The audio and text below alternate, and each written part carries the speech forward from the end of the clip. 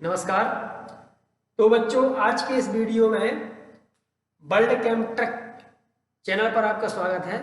आज की वीडियो में हम बहुत ही इंपॉर्टेंट चीज़ें लेकर आए हैं जो ऑर्गेनिक केमिस्ट्री में आपको एक वीडियो में ही बहुत सारे कन्वर्जन लगभग 12th क्लास में जितने कन्वर्जन होंगे 11वीं और 12वीं में सभी के सभी कन्वर्जन को हमने इसमें शामिल किया है। चलिए तो शुरू करते हैं। तो आज के इस वीडियो में इतने सारे जो यौगिक हमारे लिखे हुए हैं सभी यौगिक को हम बनाना सीखेंगे केवल और केवल कार्बन और हाइड्रोजन से। यानी कार्बन और हाइड्रोजन का बस हम उपयोग करेंगे और बहुत सारे यौगिक बनाएंगे। लगभग 11वीं और 12वीं के सभी यौगिकों का हम निर्माण कर देंगे। जैसे कि इसमें लिखा हुआ है ethyl alcohol, ethyl chloride, ethylene, ethane, बहुत सारे यौगिक जैसे कि हम देखते जाए। ये देखो इतने यौगिक लिखे हुए हैं, ethyl acetate, ethyl amine, ethyl diethyl ether, cinnamic acid, chlorobenzene, nitrobenzene, TNB, TNT, picric अम्ल, ऐसे ऐसे इतने सारे यौगिक केवल हम कार्बन और हाइड्रोजन से बनाएंगे। तो ये देखो जरा 50 से ज्यादा यौगिक लिखे हुए हैं, लेकिन इसमें भी अभी पूरे यौगिक नहीं है, अभी और यौगिक बनेंगे, इससे भी ज्यादा यौगिक बनेंगे। ये देखिए जरा, हमने सबसे पहले कार्बन और हाइड्रोजन लिया है। तो कार्बन और हाइड्रोजन का जब विद्युत अपघटन कराया जाता है, यहाँ पर विद्युत अपघटन कराया दोनों का, विद्युत अपघटन कराने पर क्या मिलता है? हमें मिलता है यहाँ पर एसिटिलीन। बस ये यौगिक हमें याद रखना है, एसिटिलीन मिल गया। अब एसिटिलीन का जब एनआई की उपस्थिति में अपचयन कराते हैं तो एथिलीन बनता है, यानी 2 हाइड्रोजन यहाँ पर लग जाते हैं तो एथिलीन बनता है। अगर 2 हाइड्रोजन को एनआई की उपस्थिति में और अपचयन करा दिया तो एथेन बन जाता है। अगर इथिलीन की क्रिया हम HBr से कराते हैं तो योगात्मक क्रिया होती है और एथिल ब्रोमाइड, यानी एक जगह H लग जाता है और एक जगह Br लग जाता है तो ये एथिल ब्रोमाइड बन जाता है। एथिल ब्रोमाइड की क्रिया अगर हम जलीय KOH से कराते हैं तो Br की जगह पर OH लग जाएगा और ये एथिल क्लोराइड एथिल अल्कोहल में बदल जाएगा। एथिल क्लोराइड हो या एथिल ब्रोमाइड हो, एथिल अल्कोहल में बदल जाएगा। हम जानते हैं कि जब प्राथमिक अल्कोहल का ऑक्सीकरण हम K2Cr2O7 द्वारा कराते हैं तो एसिटाल्डिहाइड बनता है और एसिटाल्डिहाइड का ऑक्सीकरण कराते हैं तो एसिटिक अम्ल बन जाता है। इस तरीके से हमें कार्बन और हाइड्रोजन से एसिटिक अम्ल मिल गया। अब ये देखें, अगर हमने उसी कार्बन और हाइड्रोजन विद्युत अपघटन से अभी देखा था एसिटिलीन बना था। अब यहां से अगर हम HBr तक चले, इसमें पहली क्रिया में चले गए थे। अब अगर हमने यहाँ पे एथिल क्रोमाइड की क्रिया अगर KCN से करा दी, यानी पोटेशियम साइनाइड से करा दी, तो KBr निकल जाएगा और क्या बन जाएगा? एथिल साइनाइड, यानी Br की जगह पे साइनाइड जुड़ जाएगा तो एथिल साइनाइड बन जाएगा। एथिल साइनाइड का अगर हम अपचयन करेंगे NI की उपस्थिति में तो यहाँ पर CH2NH2 बन जाएगा, यानी एमीन बन जाएगा। ये प्रोपेलेमीन बन गया। अगर प्रोपेलेमीन की रिएक्शन हम नाइट्रस शब्द से करेंगे तो N और N2 निकल जाएगा, H2 और OH2 निकल जाएगा और NH2 की जगह पर OH ग्रुप प्रवेश कर जाएगा तो यहाँ पर बन जाएगा प्रोपेल एल्कोहल। प्रोपेल एल्कोहल का हम अगर ऑक्सीकरण करेंगे तो प्राइमरी एल्कोहल का ऑक्सीकरण करने पर एल्डिहाइड बनता है और ऑक्सीकरण करने पर एसिड बनता है। तो इस तरीके से हमें क्या पता चल गया कि अगर कार्बन बढ़ाना हो, जैसे कि हमें पिछली बार में एसिटिक अम्ल मिला था, इसमें प्रोपेनोइक अम्ल मिल गया। अगर हमें और कार्बन बढ़ाने होंगे तो हम KCl की क्रिया बार बार करते जाएंगे और कार्बन की परमाणु श्रृंखला बढ़ती जाएगी। अब हमें यहाँ पर क्या पता चला कि हमें एसिटिक अम्ल मिल गया है। अगर एसिटिक अम्ल की क्रिया सोडियम से करा दे तो ये सोडियम एसीटेट बदल जाता है। सोडियम एसीटेट क्या होता है? अगर सोडा लाइम के साथ रिएक्शन करा दो तो Na2CO3 निकल जाता है और मीथेन बन जाता है। मीथेन बनाने की प्रयोगशाला विधि भी है।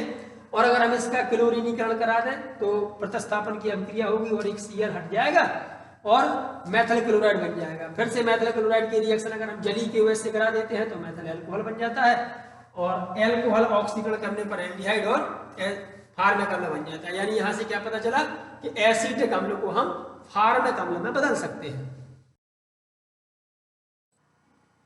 अगर हमें फार्मिक अम्ल को एसिटिक अम्ल में बदलना हो तो क्या करेंगे? फार्मिक अम्ल की हम 2 मोल लेंगे, कैल्शियम से रिएक्शन कराएंगे तो कैल्शियम फार्मेट बन जाएगा। कैल्शियम फार्मेट को हम जब शुष्क आसवन करेंगे, अकेले में गर्म करेंगे तो क्या हो जाएगा? तो यहाँ पे फार्मेल्डिहाइड बन जाएगा। ये देखें जरा, ये फार्मेल्डिहाइड ये सही नहीं बना है, रोकना जरा, इसको रुक जाओ। यहाँ पे इस तरीके से, यहाँ पर इस तरीके से CaCO3 निकल जाएगा। ये CaCO3 निकल जाएगा, HCO HCHO बचेगा। ठीक है, ये यहाँ पर ये गड़बड़ हो गया था तो ये CaCO3 यहाँ से निकल गया, फॉर्मेल्डिहाइड बन गया। फॉर्मेल्डिहाइड का जब हम अपचयन करेंगे तो मेथल अल्कोहल बनेगा, क्योंकि एक H इसमें लग जाएगा तो CH3 और OH। जब हम इसकी रिएक्शन PCl5 से करेंगे तो POCl3 और HCl निकल जाएगा, मेथल क्लोराइड बनेगा।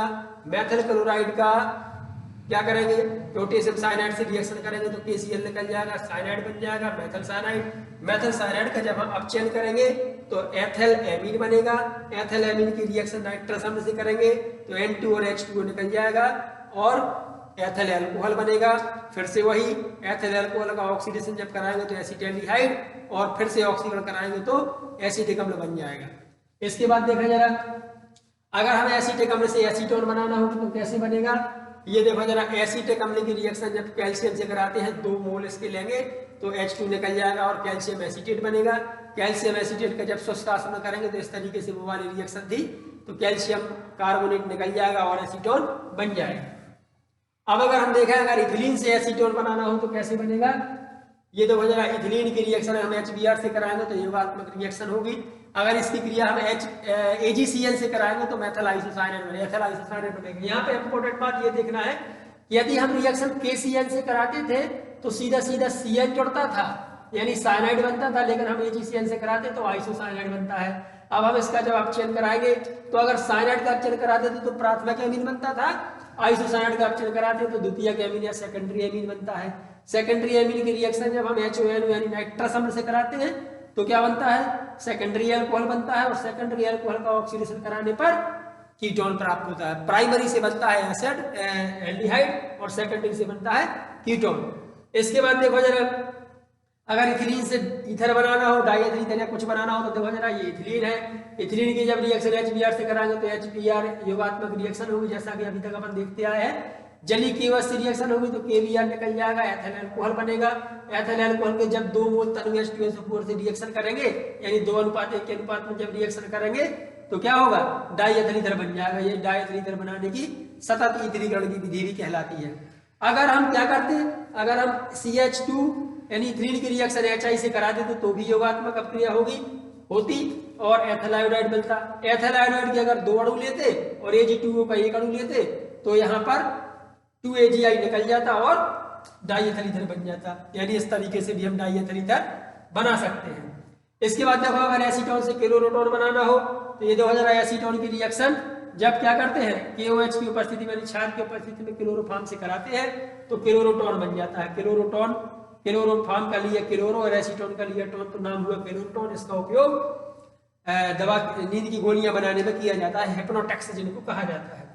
इसके बाद जल्दी से ये देखें, इथिलीन से अगर क्लोरोफॉर्म बनाना हो तो देखो जरा कैसे बनेगा। इथिलीन की रिएक्शन अगर HBr से जैसा भी कराते आए, योगात्मक अपक्रिया होगी, जलीय KOH से रिएक्शन होगी तो KCl निकलेगा, अल्कोहल बनेगा।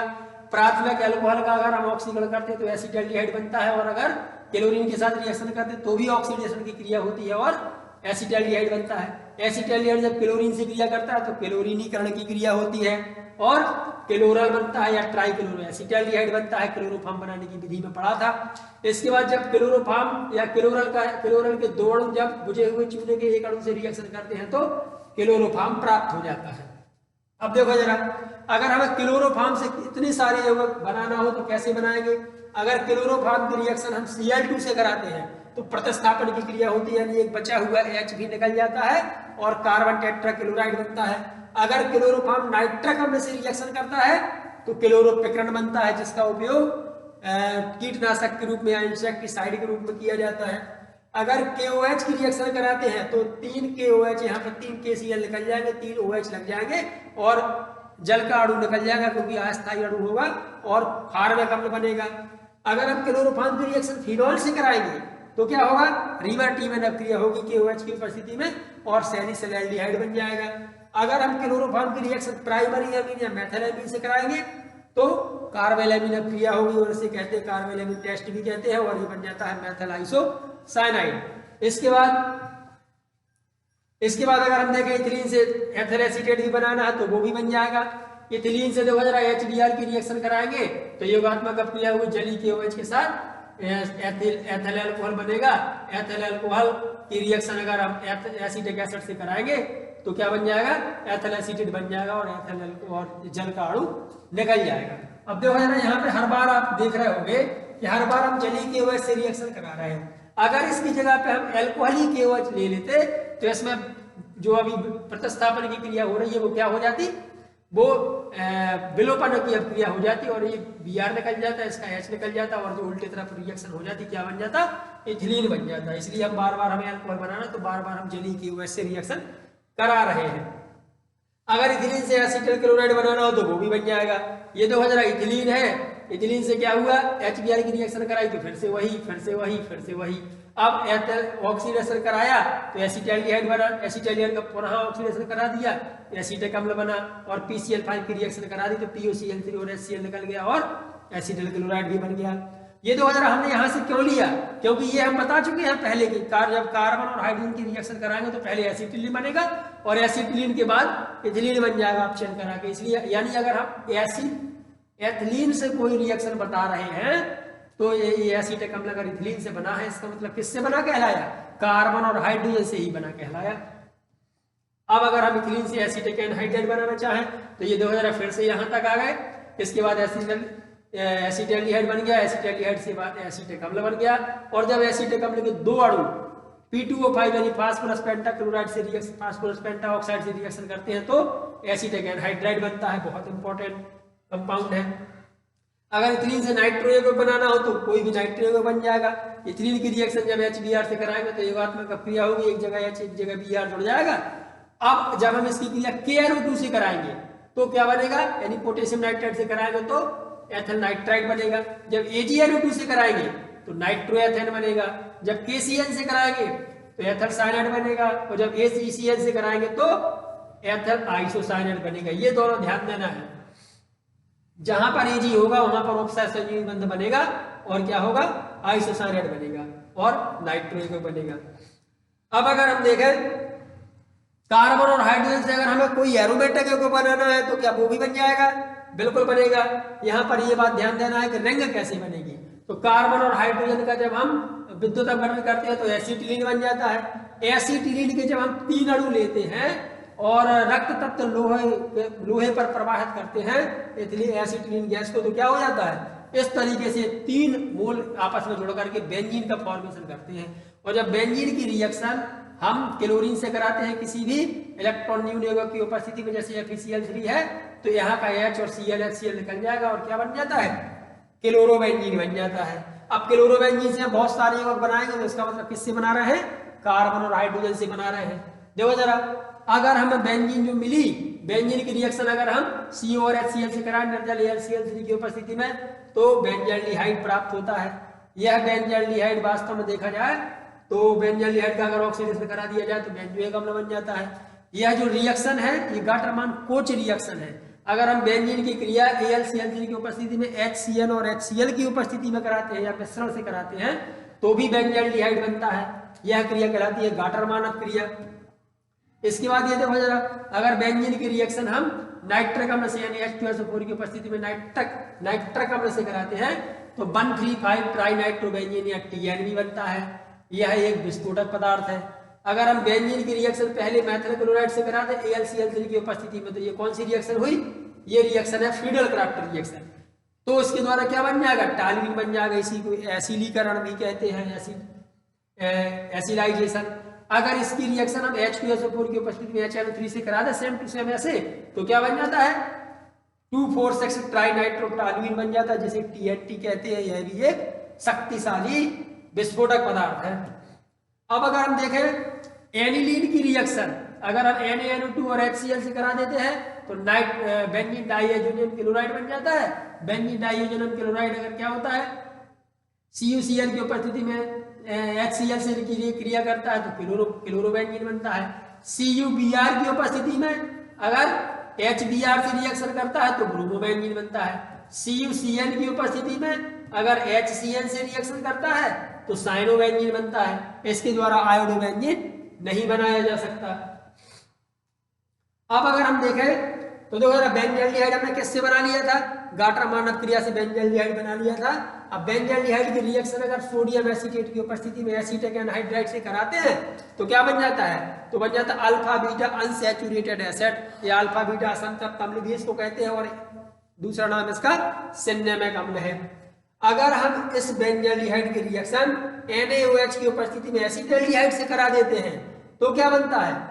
तो बनता है अल्फा बीटा असंतृप्त aldehyde, C6H5CH double bond CH और ये CH हो, गलत लिख दिया हमने, यहाँ पर O अकेला आएगा, ये है। तो ये कहलाता है क्या? अल्फा बीटा अनसैचुरेटेड एल्डिहाइड या सिन्नेम एल्डिहाइड। तो ये भी इसके द्वारा यानी कार्बन और हाइड्रोजन के द्वारा ये सभी यौगिक बन रहे हैं अपने। अब अगर इसमें हम देखें तो अगर क्लोरोबेंजीन के दो अणु को हम किसके साथ रिएक्शन करा रहे हैं? क्लोरल के एक अणु से रिएक्शन कराते हैं सांद्र H2SO4 की उपस्थिति में तो DDT बन जाता है। DDT का पूरा नाम है डाइक्लोरो डाइफेनल ट्राइक्लोरो ईथेन।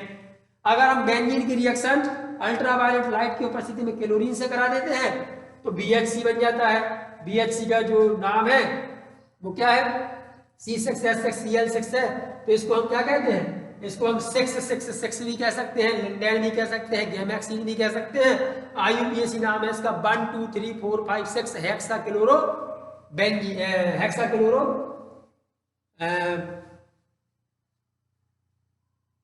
1 2 3 4 5 6 हेक्साक्लोरो साइक्लोहेक्सेन। ठीक है। इसके बाद देखो जरा, अगर हम फॉर्मेल्डिहाइड की रिएक्शन अमोनिया से कराते हैं तो हेक्सामेथिलीन टेट्रामीन बनता है, जिसे यूरोट्रोपिन भी कहते हैं। यूरोट्रोपिन अगर आता है तो हमें साथ में संरचना भी बनानी पड़ती है, तो इस तरीके से संरचना इसकी बन जाती है। यूरोट्रोपिन है जो कि यूरिन संबंधी रोगों के उपचार में यूज होता है। अब अगर हम देखें तो देखो ना, अगर क्लोरोबेंजीन की रिएक्शन 10% NaOH के साथ 300 डिग्री सेल्सियस पर करा दी जाती है तो फिनॉल बनता है।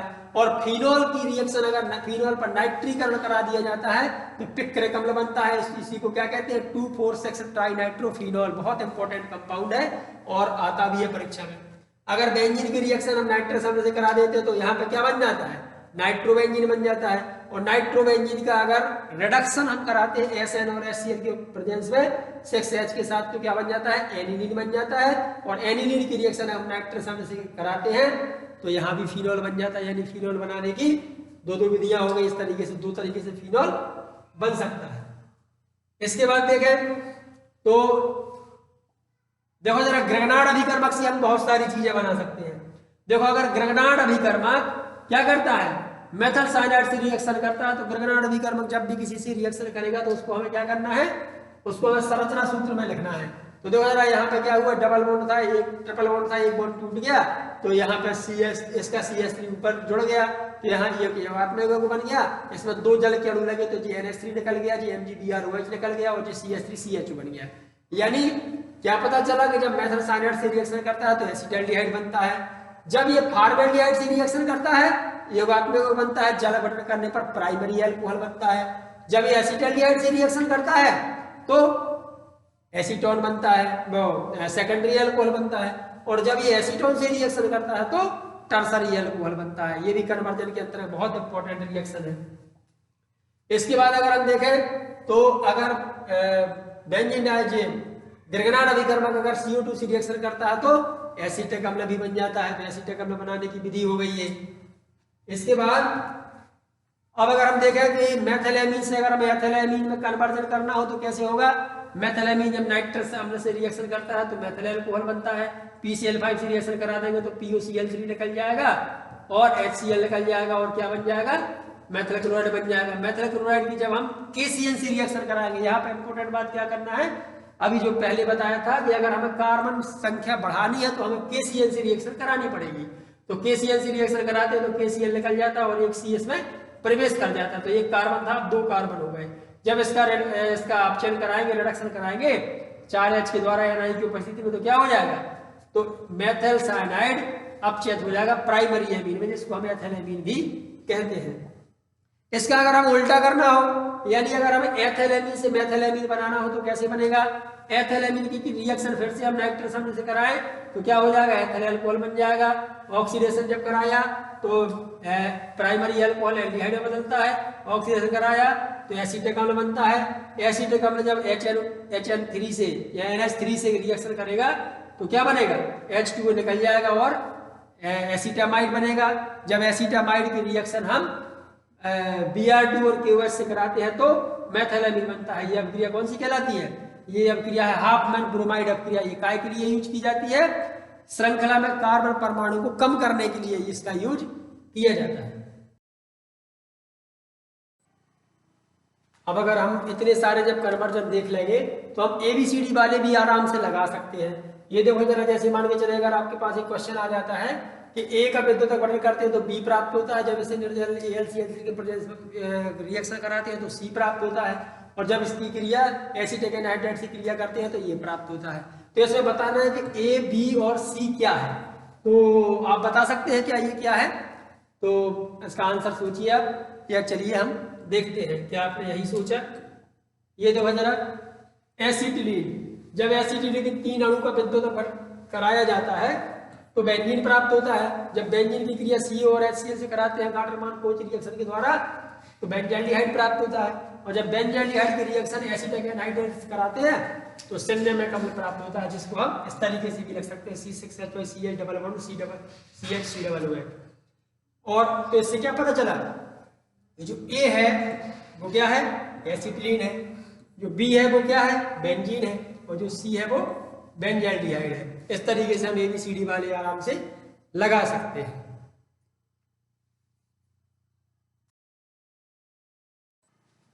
ठीक है, तो इसी प्रकार के वीडियो देखने के लिए आप चैनल को सब्सक्राइब भी कर सकते हैं, और डेली 7 बजे क्लास लगती है उसमें आप ज्वाइन भी कर सकते हैं। बहुत बहुत धन्यवाद।